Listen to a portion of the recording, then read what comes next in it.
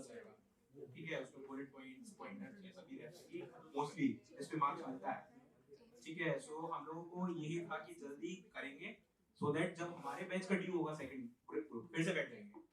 सो उस टाइम क्या हुआ, पहली बार तो हम लोगों ने पढ़ लिया, जो भी यहाँ पे पढ़ाया गया सब पढ़ लिया हम लोगों ने। सेकंड टाइम तक हमारा मॉड्यूल आ गया था ICI का मॉड्यूल। जब भी यहाँ क्लास होती थी, जो भी टीचर पढ़ा रहा है पढ़ते थे, जैसे ही टीचर देता था कि टाइम आप नोट्स लिख लो या वो कर लो, नोट्स हमारे पास रेडी थे, तो हम लोग को फिर से लिखने की जरूरत नहीं थी। उस टाइम पे हाइलाइटर ले लिए थे, 5-5 6-6 कलर के हाइलाइटर लिए थे, सब हाइलाइट कर लिया था मॉड्यूल से, क्या पढ़ना है क्या नहीं पढ़ना है, बाकी सब काट लिया। इंटरमीडिएट की आई रिमेंबर EIS की जो मॉड्यूल थी मेरी, अगर 500 पेजेस की होगी तो 250 पेजेस मैंने हटा दिए थे। आप ये कह सकते हैं कि रिस्क है, रिस्क है, बट मेरे को पता नहीं आना उससे, क्योंकि if you see the pattern 5-5 numbers के क्वेश्चन ज्यादा थे उसमें। अगर आप पेपर देख रहे हो तो 5-5 मार्क्स के क्वेश्चन ज्यादा आ रहे हैं, राइट। सो 5 मार्क्स के क्वेश्चंस कहां से बनेंगे, जिसमें मिनिमम 4 पॉइंट्स होंगे, इसके नीचे वाले सब बेकार हैं आपके लिए। So this was the strategy जो हम लोगों ने उस टाइम पे अडॉप्ट किया था। सो थोड़ा डिस्कशन चलता रहता था, ये पेपर का पैटर्न देख लेना, कैसे क्या करना है, इसके बेसिस पे ही हम लोगों ने प्रिपरेशन किया था पूरा इंटरमीडिएट का। और आई गेस 9 महीने में वो भी हुआ, जैसे ड्यू हुआ पेपर दिया, निकला, खत्म हो गया। उसके बाद I got into articleship at KPMG।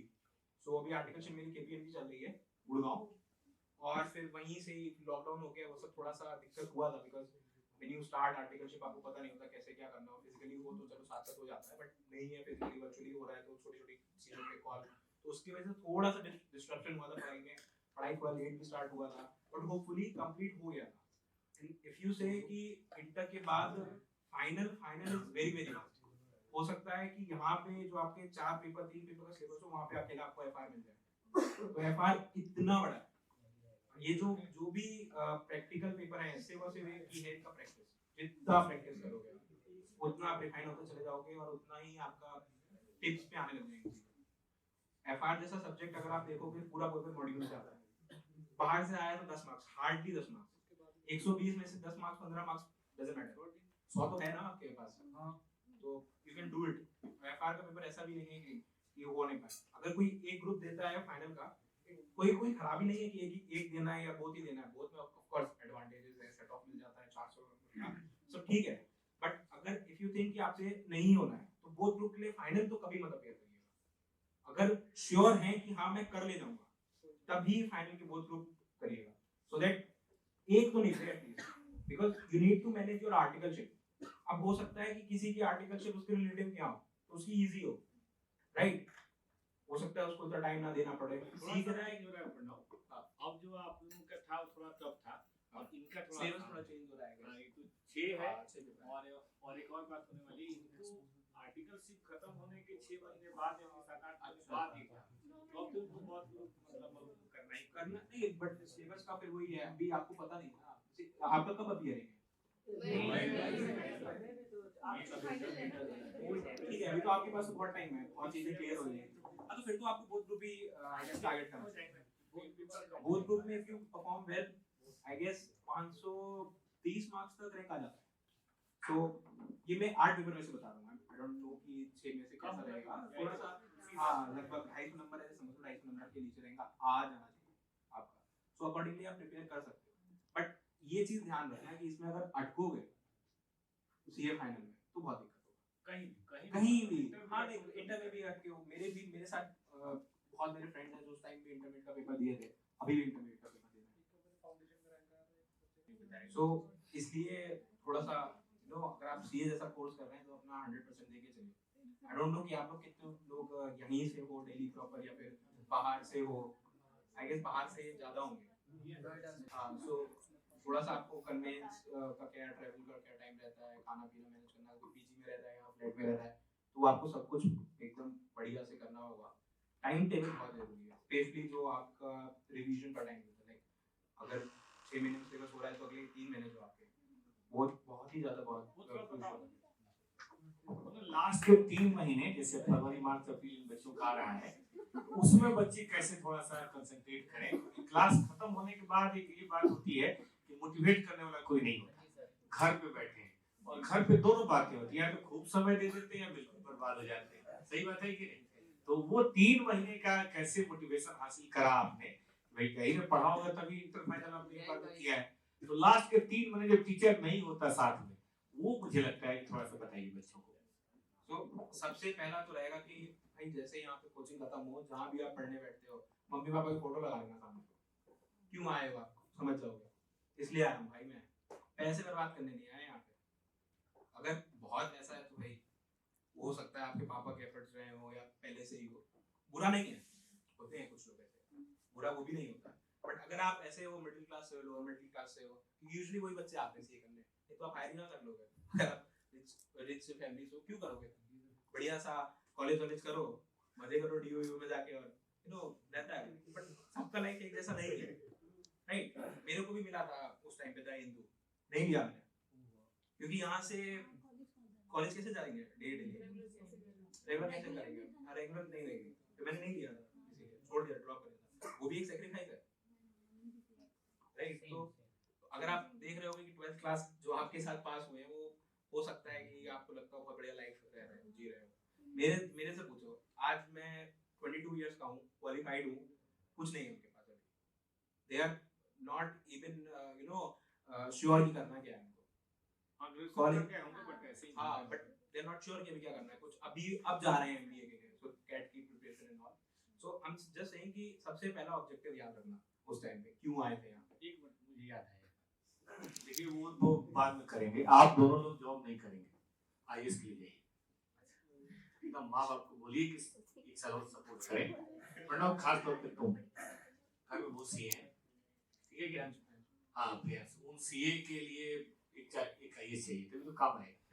एक कमिश्नर और एक पे चाहिए, अरे तभी तो क्या तभी बढ़ेगी, है कि नहीं? देखो बेटा, ये मैं आप लोगों को कम उम्र में करा, इसलिए कह रहा हूँ, मेरे को किसी ने इतना ठोक के नहीं बताया, ना मेरे गुरुजी ने ना मेरे घर वालों ने, सिर्फ इसलिए मैं सीए मैं सीए बन कर आईएएस नहीं बना। कहने का मतलब आप सीए तो बन ही गए, आप ऐसा तो नहीं कि आप साल भर जॉब नहीं करेंगे तो बीए हो जाएंगे, सीए तो आप दोनों लोग हैं। तो मैं आप लोग से पर्सनली भी कहता हूँ ये बात, एक बात तो जरूर हर स्कूल में नहीं बोला है कि सेक्रीफाइस करो, अपने बात करें सेक्रीफाइस करने की, थोड़ा और करो, बस 5 लाख 20 लाख की इनकम में सेक्रीफाइस करो, 50 लाख की इनकम सेक्रीफाइस करो, वो बढ़े, वो अलग चीज है। उस सोसाइटी को दो बात, अगर आप करप्ट हैं तो हर साल आप 10-20 करोड़ कमाएंगे, और अगर आप अच्छे हैं तो आप अनमोल हैं, आप इतनी लाइफ को टच कर सकते हैं, जैसे सेक्रेटरी है, जनरल सेक्रेटरी है, ये वो डिपार्टमेंट है, ये मतलब सबसे छोटी पोस्ट जो कलेक्टर की है, चाहे जो भी, आप इतनी लाइफ को टच कर सकते हैं, इतनी दुआएं आप ले सकते हैं, क्या बताऊं। इसलिए बेटा आप दोनों लोग सक्षम है, मैंने आप लोग को पढ़ते हुए देखा है और आप लोग लगन देखी है, आप लोग नहीं करेंगे तो कौन करेगा, ठीक है कि नहीं? आईआईटी वाले तो छोड़ के आते हैं, मेडिकल वाले तो छोड़ के आते हैं और 2 साल रगड़ते हैं अपने आप को, तो हो सकता है ना हो, सीए तो हम लोग है ही कहाँ भागा जा रहा डिग्री। हाँ, तो कोशिश जरूर करेंगे आप, बाकी बताइए आपको। सो फर्स्ट ऑब्जेक्टिव आपने देख लिया, ये इमोशनली मैं बता रहा हूँ, लाइक इमोशंस अगर आप कनेक्ट होते हैं, ठीक है। सेकंड, टाइम टेबल बनाना वेरी वेरी इंपॉर्टेंट। भाई पेपर से डरते हो ऑलरेडी, सब डरते हैं, आप ईआईएस एसएम से डरते हो, सब डरते हैं, जो सबका होगा वो आपका होगा। अभी आपके हाथ में है उसको तैयार करना, कैसे भी तैयार करो, रो के करो, कोई बात नहीं, एक बार में पेपर देना। भाई मेरे एससीएम भी उसमें सीए फाइनल में वर्स्ट पेपर, इतना गंदा पेपर आया था इस बार एससीएम का, मेरे को नहीं उम्मीद थी मैं 40 भी क्रॉस करूंगा उसमें, बट होपफुली हो गया, क्योंकि कुछ नहीं कुछ तो आता था, तो आई डिड इट, अटेम्प्ट किया पूरे सॉल्व, 92 मार्क्स का नहीं हो पाया था पूरा, हां 92 मार्क्स का अटेम्प्ट हुआ था, तो हो गया कैसे भी, I am thankful for that. Third, उसके बाद आप ना कोई भी टेस्ट सीरीज टाइप का कुछ, इफ यू कैन ज्वाइन, यहाँ पे कोचिंग्स में भी आई गेस होता है टेस्ट सीरीज, बाद में टेस्ट सीरीज कर सकते हो। तुम दिया नहीं था? हम लोग ने दिया था, तो भाई दिया था, पहले जीते हुए फोटोज हैं मेरे पास, ठीक है ऐसे मत समझो, ठीक है। बता रहे थे फाइनल में तो चूंकि कहीं पे क्लास ली नहीं, तो वहां टेस्ट सीरीज जरूरी है, इंटर में तो हम लोग पसंद करके रखेंगे। सो टेस्ट सीरीज देना बहुत जरूरी है। आप लोग ये जरूर सोच सकते हो कि भाई मैं तो तैयार नहीं, मैं कैसे पेपर छोड़ देते हैं, छोड़िएगा नहीं प्लीज, बेकार आप ही लोग के लिए होगा। नहीं आता है तो एटलीस्ट आपको एक बार ये तो हो जाएगा कि भाई पेपर वर्स्ट टू वर्स्ट आ गया, अभी आता कैसे है ये तो पता चले, हाँ पेपर आता कैसे, पैटर्न क्या है, आपने सोचा हो कि ये आना है मेरे, क्योंकि आपको पता है अगर 8 पेपर आप एक साथ दे रहे हो, आपको मिलेगा वो 1.5 दिन, सब कुछ उसमें रिवाइज करना है आपको, ठीक है। बहुत टफ होता है उसको मैनेज करना, कैसे मैनेज करना, ठीक है, तो आपको एटलीस्ट ये तो पता हो कि मैं रिवाइज कल करके आया हूँ, उसमें से 50 मार्क्स का मेरा देखा हुआ है, 50 मार्क्स से 60 मार्क्स से 120 का आएगा, 115 या 120 का पेपर होता है, नहीं आया देखा हुआ, तो अब उसमें कैसे पास होना है ये आपको पता चलेगा जब आप लिखेंगे। कुछ जैसे आप कहानियां बनाते थे, थोड़ा बहुत कहानियां थियरी में चल जाता है, लेकिन पूरा उस कहानी के बेसिस पे पास नहीं होगे, सपोर्ट कर देगा आपको कहीं ना कहीं।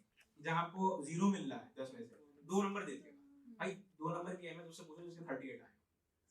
सो इसलिए मैं कह रहा हूँ आप टेस्ट सीरीज तो जरूर दीजिएगा, ये 3 चीजें तो बहुत बहुत इंपॉर्टेंट है, ठीक है। अब अगर आप नंबर्स में समझते हैं कि भाई नंबर्स में मजा आता है, तो भाई ऐसा समझ लो एक अटेम्प्ट मतलब 6 लाख रुपए, आप रेडी हो सेक्रीफाइस करने के लिए तो कैजुअली लो इस चीज को, ठीक है। तो ये एक बहुत डिफरेंस है, बिकॉज बिग 4 में अगर आप चाहते हो, जैसे परस्यू करना चाहते हो करियर अपना बिग 4 में, तो आपका एज अ फ्रेशर सीए को वो 12 लाख 13 लाख 14 लाख तक ऑफर करते हैं। सो अगर एक अटेम्प्ट ड्यू हुआ मतलब 6 महीने समझ लो, 12 लाख भी ऑफर हुआ, 6 लाख तो आपके ऐसे ही चले जाएंगे। सो आई गेस ये भगवान सर ने हम लोग को सिखाया था, ठीक है। सो वही हम लाइक कैरी फॉरवर्ड। तो मैंने इसमें एक और बात जोड़ी थी, मैंने कहा था कि भाई 6 महीने देर से सीए बनोगे, 6 महीने देर से शादी होगी, देर से बच्चे होंगे, पूरा खानदान 6 महीने वो 6 महीने देर से सीए बनेगा, हो जाएगा। अपना नहीं अपने बाल बच्चों का ध्यान रखें, टाइम से करो, ठीक है कि नहीं?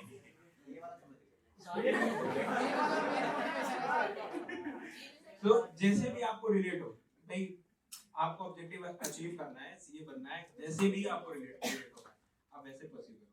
ये बोल दो कि भाई आपका फ्रेंड क्या तैयारी कर रहा है, आपका ये क्या कर रहा है। अगर आप पीजी में रह रहे हो, रूममेट के साथ रह रहे हो और वो आप पढ़ने नहीं दे रहा है, या आप उसके एक्टिविटीज या उसके प्रेजेंस से परेशान हो, फॉर एग्जांपल भाई गर्लफ्रेंड्स लगा हुआ है, आप लोग का बॉयफ्रेंड्स लगा हुआ है यार। सो अगर वैसा है और आपको लगता है कि भाई मैं पढ़ नहीं पा रही हूँ, कोई रखा कोई साथ नहीं दे रहा है भाई आप दोनों साथ बैठो, एक निकल गया एक नहीं निकला ना, अभी अनबन होने लग जाएगी, बात नहीं होगी। सो कुछ मैटर नहीं करेगा, इससे अच्छा दोनों साथ निकलो। यहाँ क्लास का साथ क्लास ही रह जाएगा अगर एक का निकला दूसरे का नहीं निकला। ये दोनों इसलिए साथ में कि दोनों पास हुए। हाँ ऑब्वियसली ग्रुप तो हमारा कितना बड़ा था, आई गेस यहाँ पे 10-12 लोग बैठते थे, फर्स्ट बेंच सेकंड बेंच, यहाँ फर्स्ट बेंच सेकंड बेंच। हाँ और उस समय तो क्लासेस बहुत होते हैं, आई गेस 300 बच्चा था कुछ अप्रॉक्सिमेटली नंबर, ऑडिटोरियम था थोड़ा। तो देखो ना कल 2 लोग आए हैं, ठीक है। सो आई एम जस्ट सेइंग कि साथ ही निकलो, अच्छा रहेगा सब चीज में भाई। साथ में आर्टिकलशिप करना, बढ़िया जगह से साथ में फाइनल देना, फाइनल निकालो, साथ में सीए बनो, एंजॉय करो लाइफ। मुझे लगा इन्होंने 2-3 बातें बताई, एक तो कंसिस्टेंसी रखनी है आपको, दूसरा टेस्ट से बचना है नहीं, टेस्ट देना ही देना है चाहे जो हो जाए, जितना आता हो जैसे आता हो। तीसरा रूम पार्टनर अगर डिस्टर्ब करे, मैंने खुद चेंज किया हुआ है इसलिए मैं कह रहा हूँ, मैं 6 दोस्त थे, एक सीए नहीं बने, एक बना भी तो 18-19 साल के बाद, 3 बार पागल खाने जाके इलाज करवा के तब ऐसे नहीं बना मुझे भाई। मैंने पहले दिन समझ लिया, 3 महीने में बात मैंने समझ ली। मैं उनके साथ मई में आया और अगस्त आई वाज सेपरेट रूम। उन्होंने मुझे कहा गद्दार हो तुम मतलब क्या बोलते हैं देशद्रोही हो, पता नहीं क्या हो, साथ छोड़ दिया, हाँ ठीक के साथ हो, एक्टिंग के सामने का जो भी है सही बोल के बात करें। तो ये 3 बातें। फिर आप लोग भी कुछ पूछना चाहते हैं, आपके मन में कोई स्पेसिफिक कोई हो इंटर की तैयारी के बारे में, पूछिए। दोनों बच्चे एकदम चल पक्का है दिमाग में नहीं, थोड़ा सा फील कर रहे हैं नहीं करेंगे इसका बोलो रिवीजन में क्या पूछना है? अच्छा तो आप ये कह रहे हो 1.5 डेज में टेक्स्ट का रिवीजन कैसे होगा? नहीं लास्ट के 3 महीने में वहां पे निकल आएगा ना, वहां पे इसी कोर क्या करना और पेपर्स के टाइम पे जो वो 1.5 दिन वाला था उसका सिनेरियो कुछ देखो 1.5 दिन के लिए कुछ छोड़ना नहीं है, अभी से रखना करना। जब आप 3 महीने जब आपको मिलते हैं ना, तो हर पेपर आपका नो मैटर कि अब आपके 6 हो जाएंगे, 6 पेपर हो जाएंगे हमारे 8 ठीक है। हाँ तो उसमें भी आपको 1.5 दिन के लिए कुछ भी नहीं रखना, अभी से इतना प्रैक्टिस करना है, हर चीज का शेड्यूल बना लो। आपको 8 पेपर देने हैं, हो सकता है किसी को टैक्स बहुत पसंद हो, ठीक है, तो ऐसा नहीं है टैक्स ही पढ़ते रहो, वो भी 100 नंबर का है, और जो आपको बहुत गंदा लगता है ये वो भी 100 नंबर, ठीक है। अब हो सकता है कि EIS SM में ऐसे आपको ज्यादा सही लगे, 40 मार्क्स का एसएम है, एसएम पक्का करना 50 तो एसएम खूब अच्छे से कर लो कि भाई 50 नंबर का पेपर आ रहा है, एटलीस्ट मैं उसमें 35 40 टच कर जाऊं, पॉसिबल है भाई। देखो बुलेट पॉइंट से क्वेश्चन आ रहे हैं, if you analyse, I am not saying कि एंटायरली उस पे चले जाओ, कवर आपको पूरी मॉड्यूल करनी है। दूसरी चीज, ईआईएस एसएम के लिए 2 मॉड्यूल है, टेक्स्ट ले 4 मॉड्यूल है, वेटेज दोनों का 100 नंबर का, तो यू कैन यू नो उसमें कैसे करना है मैनेज, आप उसे खुद ही समझ सकते हैं कितना टाइम देना है कितना नहीं देना है। तो आपको हर पेपर को इक्वल टाइम देना है, चाहे आप कितना भी उसको अच्छा लगता हो आपको या कितना बेकार लगता हो। ये जरूर हो सकता है कि भाई 2 महीने निकल गए, लास्ट के महीने में हो तो आपको लगता है कि मेरा यार ईआईएस अभी भी थोड़ा सा वीक है, टेक्स्ट अच्छे से हो गया मैं संभाल लूंगा, बट ईआईएस मेरा वीक है अभी, ठीक है, तो अब ईआईएस उठाना चालू करो। ईआईएस एसएम और ऑडिट का सबसे बढ़िया ट्रिक है, सुबह उठो, देख लो भाई एक सब्जेक्ट एक चैप्टर पूरा, ईआईएस में तो ऐसे ही करना, 5 चैप्टर होंगे आईएएस, तो उसमें आप कुछ नहीं, पढ़ते रहो, पढ़ने याद नहीं करना है, रटना नहीं है कुछ भी, पलटते रहो, देखते रहो, जो आपने पिछले रात में करा होगा या 2 दिन पहले 3 दिन पहले करा होगा, देखते रहो, रात में सोने से पहले एक बार देख लो, बस। ऑल्टरनेटिवली कर लो, एक दिन ईआईएस सेशन कर लो, एक दिन ऑडिट कर लो, ईआईएस सेशन कर लो, ऑडिट कर लो, ये है लास्ट मंथ का जिसमें आपको देखना है, क्योंकि थियरी सब्जेक्ट जो है आपको वो लास्ट तक आपको उनके टच में रहना है, क्योंकि अगर आप 8 पेपर दे रहे हो तो आपका ईआईएस एसएम 6th और 7th पेपर होगा। आप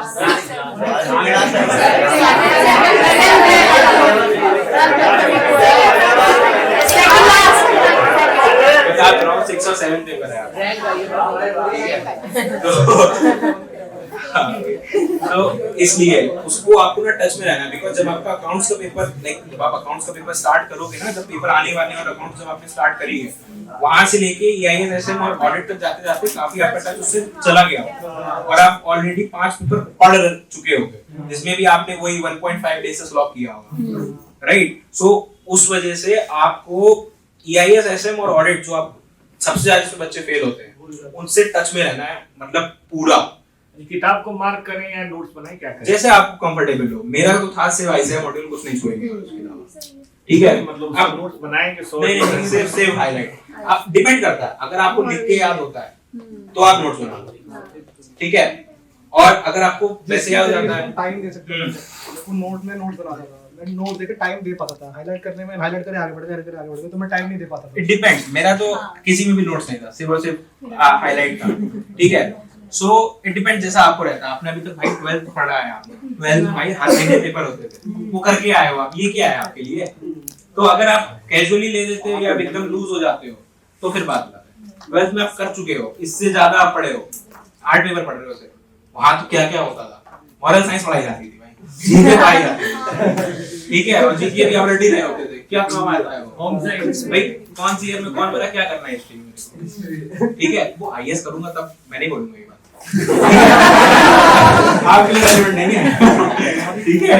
सो ये मत समझो कि बहुत ज्यादा है बहुत कम है, ऐसा कुछ भी नहीं, ये सबके लिए उतना ही है, आप और आपने इससे ज्यादा कर रखा है ऑलरेडी, तो आपके लिए कुछ भी नहीं है, ऐसे समझ के चलो, मेंटालिटी ऐसे बना के चलो, अच्छे से प्रिपरेशन करो, टाइम टेबल बनाओ, रिवीजन फ्रीक्वेंट करने हैं, पहले हर मतलब स्टार्टिंग करो तो हर पेपर को आप 8 दिन दे सकते हो अप्रोक्सीमेटली, मतलब 8 दिन ऐसे होने चाहिए जो 8 दिन प्रॉपर होंगे, कैजुअली वाली पढ़ाई नहीं होनी, वो लास्ट के 3 महीने में जितना आपको पढ़ना था, जितना आपको समझना था, आप समझ चुके हो क्लास में, उस टाइम से और फिर रिवीजन करना, फर्स्ट रिवीजन के बाद कोई डाउट नहीं बचना चाहिए, कुछ भी नहीं। हाँ, तो आप फर्स्ट रिवीजन में ही सब क्लियर आउट करते चले जाओ, और लास्ट 3 मंथ स्टार्ट होने से पहले 1 मंथ और बफर में रखना, मतलब 4 मंथ्स ऐसे मान लो, यहाँ कुछ क्लासेस आपकी चल रही होंगी, पीछे से आप एक सब्जेक्ट उठा चुके होंगे घर जाके, ठीक है, सो दैट आपको थोड़ा सा जल्दी ग्रिप आने लग जाए, आप आदत में आ जाओ कि भाई मैं 8 घंटे 10 घंटे 12 घंटे बैठ के पढ़ सकता हूँ। आपको लगता होगा कि बहुत ज्यादा है, 16 घंटे बैठ के पढ़ोगे जब आपका पेपर होगा, देख लेना, सिर्फ पढ़ोगे और खाओगे पियोगे सोओगे बस, उस समय तो खाना भी पढ़ाई के साथ ही होता है, कहते हैं विद्या के साथ नहीं करना चाहिए भाई, जब लेकिन पेपर होता है ना कुछ विद्या ठीक है, हाथ जोड़ लेना भाई, बात होना है इसलिए, ठीक है। तो लास्ट के 1.5 डेज के लिए कुछ भी नया नहीं छोड़ना है आपको, सब अभी करना है 3 मंथ्स में, ठीक है। थोड़ा रिस्क ले सकते हो कि भाई एक पेपर आपको लगता है बहुत बहुत वाहियात है, मेरे से नहीं होना, या बहुत ही एमए को समझ नहीं आता तो एक सब्जेक्ट एक चैप्टर उसका छोड़ दो, बट और कोशिश करना अवॉइड करो। मेरे EIS में 5 चैप्टर आए थे, 4 करके गया था, फिर भी 66 आए थे, पर 4 स्ट्रेटेजिकली छोड़ के गया, 4-5 चैप्टर है। मोस्ट से मोस्ट वर्स्ट आउटकम ये हुआ कि पहला क्वेश्चन कंपलसरी में उस चैप्टर का आ गया 5 मार्क्स, और वो चैप्टर कितना बड़ा है, आई थिंक CBS का एक चैप्टर बहुत बड़ा है, एक इंटरनल कंट्रोल्स भी आपको बहुत परेशान करता है, वो मैंने छोड़ दिया। इंटरनल कंट्रोल्स रिस्क वाला चैप्टर है, छोड़ लो, छोड़ने में फर्क पड़ता है। कैलकुलेटेड रिस्क एक तरीके से, ठीक है। अगर रिस्क लेते हो तो तैयार हो जाता है तो सोचना भी मत कि छोड़ना सब कुछ भैया नहीं। छोड़ना क्या है, पढ़ना क्या है, पहला ऑब्जेक्टिव ये कुछ भी नहीं, अगर ICI ने आपको पूरे सिलेबस की 16 मॉड्यूल्स दी है, मैं मान लेता हूँ हर की 2-2 है, सब हाँ मेरे को पता है, थोड़ा सा काम डाउन करो। 26 भाई आप टैक्स तो उठा के भी नहीं, GST का उठा के भी नहीं देखो, सर पे ही पढ़ोगे, राइट। सो इसलिए मैं कह रहा हूँ, अगर आपको मतलब मैं बता रहा हूँ कि कौन से मॉड्यूल्स आप देख सकते हैं, जैसे जैसे कोई एकदम ICI के ही पढ़ता है, ठीक है। मेरी सब्जेक्ट जैसे डराने वाले हैं ना, छोड़ के कुछ भी मत करो। चलो प्रैक्टिकल में आप कह दो कि मैं मैनेज कर लूंगा, नहीं निकाल पाऊंगा आंसर, बट स्टेप्स के मार्क्स ले लूंगा, कोई बात नहीं, लेकिन थ्योरी में बिल्कुल मत छोड़ना, ठीक है। कुछ भी नहीं छोड़ना है थ्योरी में, कोशिश करो पूरा से पूरा हो, नहीं होता है तो आप लास्ट मंथ में हम देख लेंगे, कैलकुलेटेड एक रिस्क ले लेंगे कि ज्यादा क्या आता है, वही ज्यादा क्या होगा, एक 5 मार्क्स का अगर नहीं कर पाऊंगा 95 तो करूंगा, 5 भी क्या आपके पास भी ऑप्शन होता है, राइट। तो बढ़िया से होगा, क्यों नहीं होगा। और पेपर जब हाथ में है ना, डरना नहीं, हो सकता है आपको लगे कुछ नहीं याद आ रहा है, यूजुअली ये बहुत कॉमन है। मैं तो बैग रख रहा हूँ और एडमिट कार्ड लेके वहाँ जा रहा हूँ हॉल में, मेरे को लग रहा है कि पढ़ के क्या आया हूँ, याद ही नहीं आता है कुछ है ना, बट जैसे हाथ में आएगा अरे हो जाएगा। एक ना एक पेपर बहुत अच्छा आएगा, ठीक है, 100% श्योर कि एक पेपर हो सकता है बहुत गंदा, ठीक है, बट मैंने किसी को करना है। अगर ऐसा कोई पेपर आता है जो बहुत गंदा है, ऐसा नहीं कि वो आपने तैयार नहीं किया तो आप उसे गंदा कह रहे हो, एक्चुअल में बहुत गंदा है कि भाई एकदम आउट ऑफ द बॉक्स आ गया कुछ पेपर, या कोई एक ऐसा पेपर आया जिसमें 50-60 नंबर का बाहर से है, आपने पढ़ाई नहीं, मॉड्यूल ही में नहीं है ना, हो सकता है आ जाए, कम होता है केस, लेकिन हो सकता है कि आ जाए आपका ऐसा पेपर। तो 100 पास का पूरा अटेंड करके आना, जितना आता लिख के जरूर आना, भाई 40 तो पार कर ही लो, और उसमें सिर्फ आपको 40 ही पार करने हैं। मेन पहला आपका माइलस्टोन 40 का ही है ना, फिर 60 और 80 पे सोचो, ठीक है। और जैसे अगर किसी का, जैसे मेरा अकाउंट्स थोड़ा सा ठीक था, अकाउंट्स में मेरे को मजा आता था, अच्छा लगता था अकाउंट्स में, स्कोर भी हमेशा से ठीक रहा है, इंटर तक तो आई गेस हर पेपर में अकाउंट्स के 90 से ऊपर ही रहते मेरे मार्क्स, तो उसको अपना फुल डे बनाओ कि भाई अगर किसी में अगर कम का है, भाई किसी में मेरे 85 नंबर आ गए, उससे आपका हेल्प हो जाए, 20 नंबर उससे ले लो, 70 के बुरा है उसमें, 20 नंबर उसमें बढ़ा लो, ठीक है, तो उससे आपका एग्रीगेट अच्छा बन जाएगा। और बोथ ग्रुप दे रहे हो तो सब कुछ खेल एग्रीगेट का है, जहां 550 से ऊपर निकले रैंक आते, और रैंक को एक बार लिव करना कि हाँ रैंक होल्डर हो, अपने आप में बहुत बड़ी बात है। लोग पास नहीं होते हैं, and you are rank holder, merit list में आपका नाम है, ठीक है, नो मैटर कभी भी आया हो, but rank holder is rank holder, ठीक है। सो एडवांटेजेस हैं उसके भी, थोड़ा आर्टिकलशिप में प्रेफरेंस और वो सब रहता है, वो बात का है। अभी पढ़ो, इंटर की क्लास फ्री में हो जाती है लोग तो हम लोग के टाइम में आई डोंट थिंक कि अभी स्कीम है कि नहीं, हमारे टाइम में था, फाउंडेशन में रैंक थी तो आपके इंटर क्लास फ्री हो गई। हम लोग रैंक की है ना, सब देना नहीं चाह रहे तो लोग ले लिया। रिगार्डिंग कोई मेरे से पूछ रहा था कि आपने फैमिली के साथ रहते हो कैसा? नहीं, फैमिली के साथ नहीं रहता था मैं, पीजी के साथ, पीजी में रहता था, पीजी के साथ मेरा रूममेट के साथ ऐसे रहता था समझिए, और ऐसा रूम लिया था, लाइक चेंज कर लिया था कि ज्यादा शोर ना आए और आराम से पढ़ाई हो सके। घर वालों से भी कभी कभी लड़ाई हो जाती थी, बिकॉज उनको हर दिन मेरे से बात करना होता, कैसे हो, क्या करते हो, उनका जेन्युइन है भाई, वो केयर करेंगे वो, बट मेरे को ऐसा लगता है कि भाई अभी तो मैं लंच डिनर करके बैठा हूँ, मैं लंच करके बैठा हूँ, और अब मैं कंसंट्रेट करना चाह रहा हूँ, उसमें डिस्टर्ब हो रहा है, तो मैं उनसे कह रहा था कि 2 दिन 3 दिन बात नहीं करना, ठीक है, तो सब कुछ बढ़िया। तो थोड़ा सा है रूड, आप कह सकते हो भाई रूड था, but it was working for me, जो मैं करने आया वो हो रहा है, रिजल्ट आया सब बराबर, प्राउड करते हैं। हाँ, आज आई गेस आज मैंने डेड को सुबह 9:30 बजे कॉल किया कि निकल गया हूँ। He अरे started IAS crying. में टॉप करेगा। So my father started crying. मैंने अपने father को hardly IAS में टॉप करेगा पूरा सारा आएगा। और क्या? So these are some things that you need to manage. बाकी तो प्रेशर लेके नहीं, मजे से पढ़ो, हो जाएगा। तो YouTube पे आपके पास इतने रिसोर्सेज हैं, आपको अगर कुछ नहीं समझ में आ रहा है या उस टाइम आप बैठे रिवीजन करने, आप टीचर से एक्सेस में नहीं हो, टच में नहीं हो, आपको नहीं समझ में आ रहा, खोल लो YouTube, फटाक से निकाल के देख लो, लिख लो उस चीज को, हो जाता है। टेंशन नहीं लेना है, सबसे पहले सिलेबस कंप्लीट करो यहाँ पे बढ़िया से, अच्छे से हर दिन क्लास अटेंड करो। एक भी मेरी छुट्टी नहीं थी इंटरमीडिएट में, ना फाउंडेशन में मैंने एक भी छुट्टी लिया था, फाउंडेशन भी यहीं से किया था मैंने, बट वो दूसरा अलग वाला ब्रांच था, थर्ड टॉपर्स में, इंटरमीडिएट यहीं बैठता था, यही फर्स्ट सेकंड थर्ड सीट। ठीक है, पूरी क्लास करो अच्छे से, कुछ भी स्किप नहीं करो। इमरजेंसी की बात अलग है, बट कोशिश करो अगर यहाँ पे हो तो पूरी क्लासेस करो, ठीक है। That's all. पढ़ने के बाद भी सारे सेक्शंस रटे हुए हमारा थे। क्या होगा भाई, ऊपर लोग ऐसा ना बोले। नहीं, ऐसा नहीं है, सबकी कैपेबिलिटी अलग अलग होती है।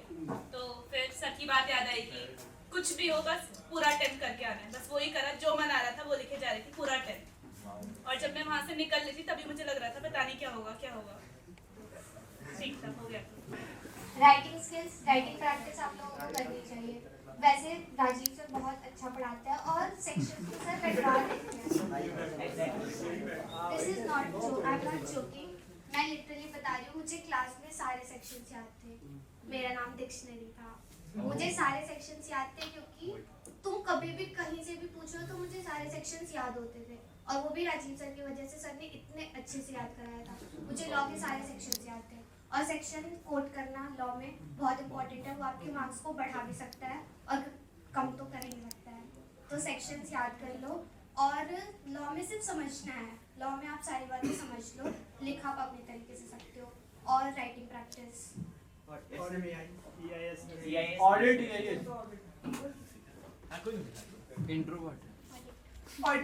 ऑडिट तो एक टेक्निकल सब्जेक्ट है, तो उसमें जैसे अरविंद सर पढ़ाते हैं सेम वैसे ही